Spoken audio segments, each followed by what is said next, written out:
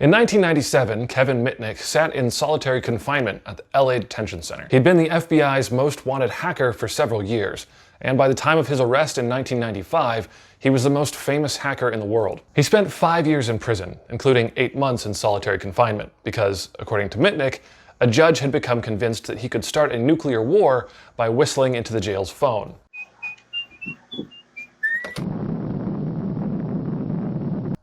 Back in the 90s, nobody had any idea what the internet was for or what it was capable of becoming, and it seemed to scream in pain every time you even touched it. Hackers at the time were portrayed as either socially crippled shut-ins or the modern equivalent of a goddamn wizard. Sometimes in the same movie. 30 years on, the internet is something that you scream at and you carry around in your pocket. No one really uses the term hacker anymore either. Hacks are for life, not computers. Life is confusing. Computers pretty much run themselves.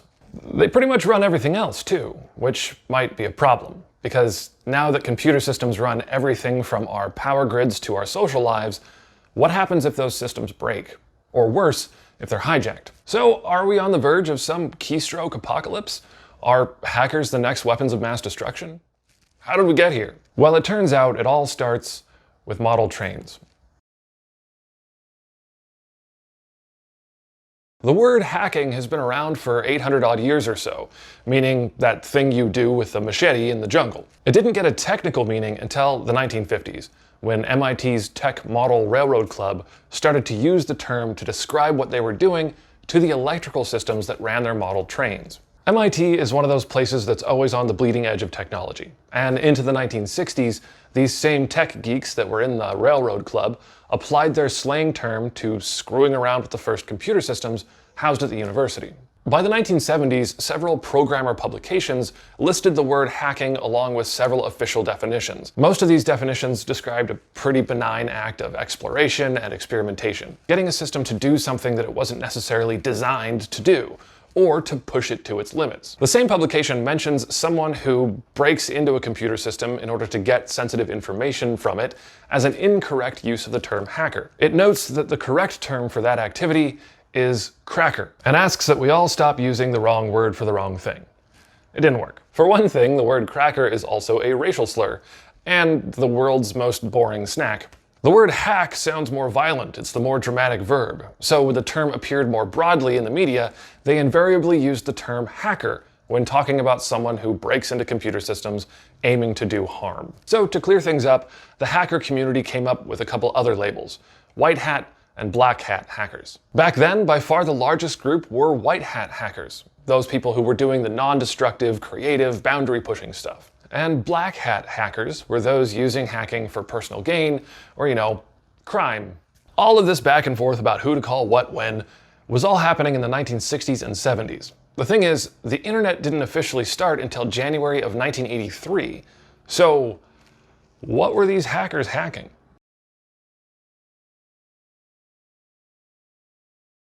Back before everyone carried a magical information puck around in their pocket, phones had to be connected to a wire for them to work. Instead of yelling someone's name at your phone 3 times, Alexa, call Deborah.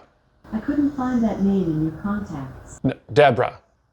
Call Deborah. Zebras are African equines with distinctive black and white... Alexa, shut up. Back then, you actually had to type in a phone number from memory into a keypad. It was a lot less convenient than yelling at a computer somewhere, but it did work more often. When you pressed a number, the phone made a tone, which did make the numbers easier to remember. But that wasn't the purpose of your little keypad keyboard. Those noises were actually the important part of how those phones worked. The phone company's system had no idea that you would hit a 3 on your keypad, but it did know what to do with that noise. As far as any phone company was concerned, you never had a phone number.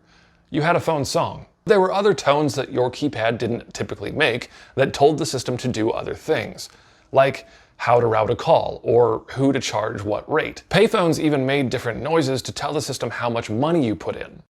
If I played that sound at an old payphone, as far as it was concerned, I just put in a quarter. Messing around with this system is where hacking really came into its own. They were called phone phreakers.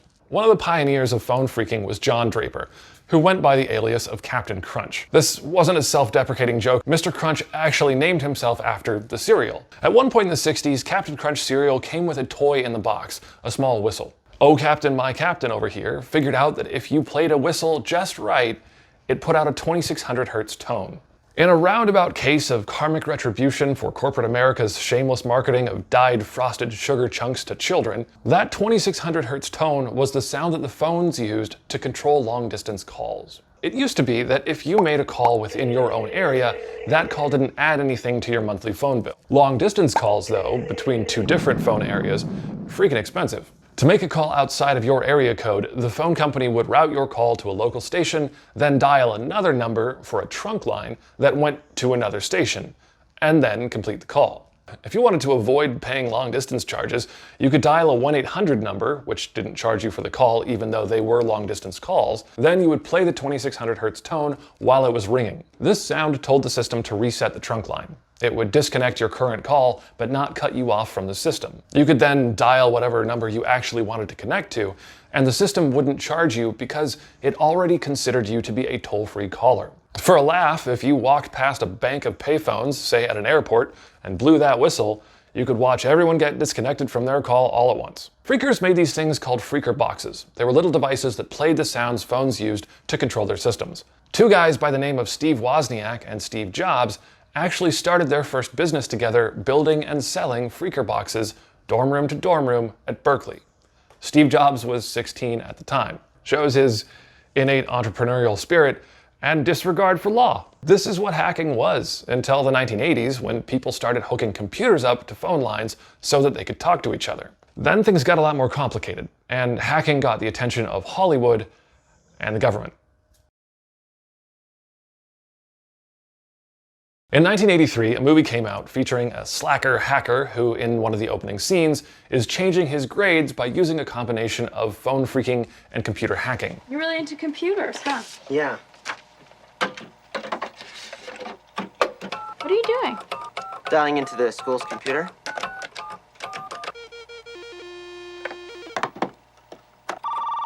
Later on, he accidentally gets a computer system at NORAD to play a game of global thermonuclear war and almost ends civilization. It's not that this scenario was at all realistic, at least not in the hacker's sense. Adding computers to the Cold War arms race almost caused World War III a few times, but those were instances of equipment failure and sensor glitches, not hacking. But the success of the movie War Games propelled hackers into the public consciousness. That consciousness included public figures and politicians who really didn't have a clue that something like this couldn't happen.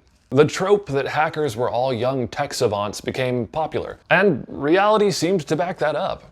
Bill Gates and Steve Jobs were 20 and 21 when they founded Microsoft and Apple respectively. The first computer virus caught out in the wild was seen in 1982, and it was written by a 9th grader in Pittsburgh. Established industries were buying these hugely expensive and complex machines to hold their valuable data, and the people who knew the limitations of these systems could just go take it. Just like the invention of the gun came before the bulletproof vest, computer exploits existed long before any ability to stop those exploits. These systems had hundreds of different ways to trick them into doing things a hacker might want them to do, and each one had to be remedied separately. But in the meantime, society telling them to knock it off might work. So the US passed a first-of-its-kind cybercrimes law in 1986, the Federal Computer Fraud and Abuse Act. This law, and those like it that would be passed in the next decade, essentially made it illegal to trespass in the digital world. Going into someone else's computer was basically like walking into someone else's house. Being able to manipulate a computer was still basically magic, so the exploits of individual hackers made for entertaining news. And several notorious hackers ended up in the spotlight, like Kevin Mitnick, who often talked his way into secure information by posing as a visiting executive or maintenance person. And Kevin Paulson, who took over the phone system of a radio station to ensure that he'd win the call-in contest for a Porsche 944. In the first half of the 90s, most computer crime was still sensationalized and conducted by individuals against large corporate targets. But as the decade went on, the world relied more and more on computers for transactions, communication, and data storage. As the 1990s came to an end, a lot of the celebrity pioneer hackers had been arrested and jailed. What had been a pretty tight-knit group of tech heads became less and less likely to talk to each other about their exploits, as group members were arrested and forced to testify against one another. The first big bank hack heist happened in 1994. Vladimir Levin duped a few corporate wire transfers to Citibank into several of his own accounts spread all over the world. He got arrested, and banking computer systems became a lot more secure. The same thing was happening all over the corporate world. Companies that had been duped or had things stolen from them shored up their defenses. The World Wide Web version of the internet started in 1991.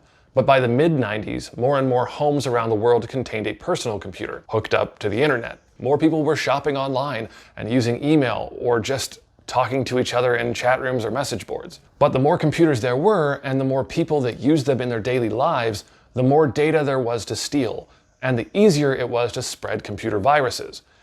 Hackers switched targets. The first huge internet worms went global. Malware allowed hackers to control thousands of infected computers at once, and they found a new way to make money. When hackers gained distributed control of random computer cycles from everyone's computers everywhere, they used these huge botnets to attack websites or online services in what's known as a distributed denial of service attack. Thousands of computers, all infected with a virus, all try to repeatedly access the same site or service at once. That service either crashes or becomes so slow it can't operate. Hackers with botnets became website assassins for hire. Other hackers developed ransomware that would take control of a computer system until the victim paid for its release. But by far the most common targets were the financial identities of individuals. The corporate world had been shoring up its defenses for nearly a decade, but Joe Bob Citizen had no idea what they were doing. The same people who couldn't figure out how to set a clock on a VCR were now putting their credit card information out just into the web. Cybercrime became more personal and anonymous. Something else was happening at the same time, though. A computer subculture was developing. The accessibility of the internet allowed more and more users to connect with each other. Users were hidden behind usernames, if they were listed at all. And the anonymous nature of those connections provided an inclusive social gathering place which appealed to one demographic more than any other: young, socially awkward males of above average intelligence. The Hivemind was born, and it congregated around sites like SomethingAwful and 4chan. I'm not going to go too far into the sociological implications around those first internet communities, but this does lead back into hacking. With so many people connected at the same time, with so much idle computer power, the concept of crowdsourcing was showing its true potential. Wikipedia launched in 2001, so did Napster.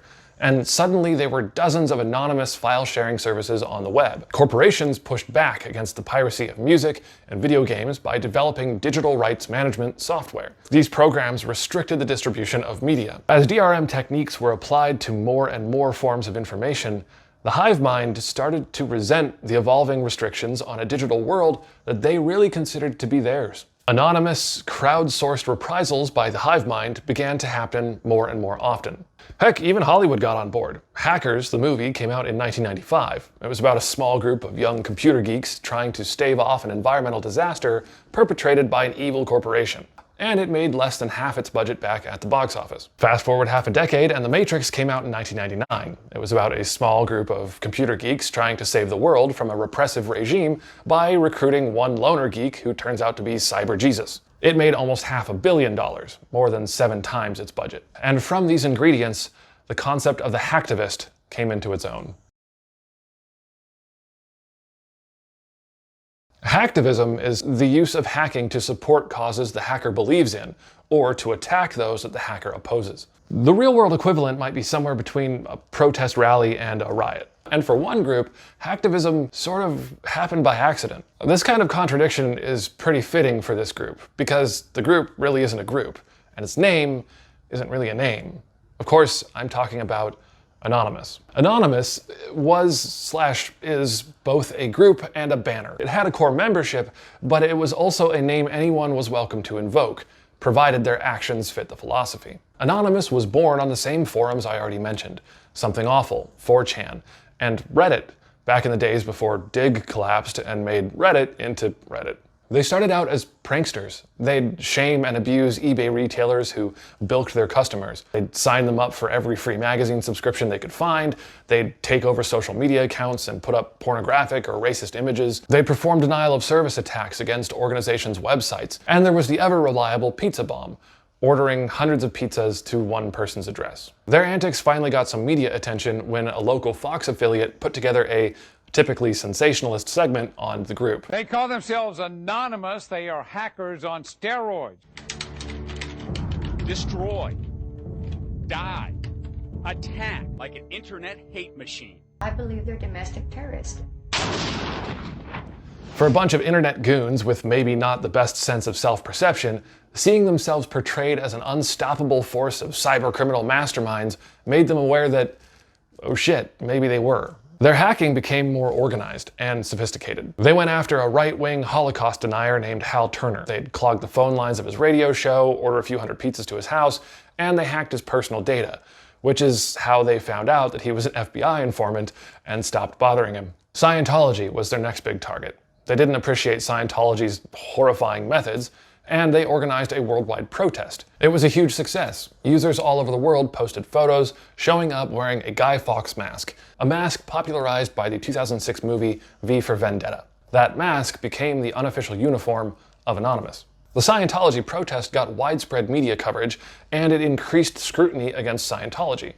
In other words, it actually changed the real world. A segment of the anonymous Hivemind developed a philosophy that supported a free and open internet, resisted corporate and government oppression, and in some cases espoused the idea that all information, everywhere, should be free to everyone, no matter what. But what they'd done so far was small potatoes compared to what they did next. In 2010, when PayPal shut down donation services for WikiLeaks, Anonymous got pissed. They knocked out PayPal's transaction services. They attacked MasterCard, Visa, and took a Swiss postal bank offline. Anyone they thought was behind suspending donations or freezing the assets of WikiLeaks. This was Operation Payback. A core group of anonymous hackers formed LulzSec, as in security. This group would help in numerous operations where it and other Anons took on everyone from the government of Australia for a newly proposed internet censorship bill to Westboro Baptist Church for being shitty people. But in 2012, a familiar cycle repeated itself. A core member of LulzSec was arrested in New York City. He turned FBI informant, and a sting operation ensued. Just like that, 7 of Anonymous's most active members, all between the ages of 19 and 29, went to jail. Since then, Anonymous has never been as active as it was. The websites and message boards where Anonymous was born are still very active, but the membership has changed, and things are not as they were. Someone or something out there poisoned the well. They figured out how to hack the hackers. The collective consciousness of the internet subculture Hivemind is still there, but it's a mutated shadow of its former self. As it turned out, Kevin Mitnick was right all along. Hacking humans is easier than hacking computers. There's no firewall for stupid. Hey everybody, thank you for watching my content. I appreciate all of your views, support, likes, interactions. Thanks for sticking with me and being patient for this episode to come out. The next episode on this topic will take us from WikiLeaks and Edward Snowden up through the hacked election and what comes next. I know a few of my regular viewers are in Texas. I hope you're all doing well and are safe. I was glad to talk to you the other day. For you and everyone else out there, take care of each other, and I'll catch you next time.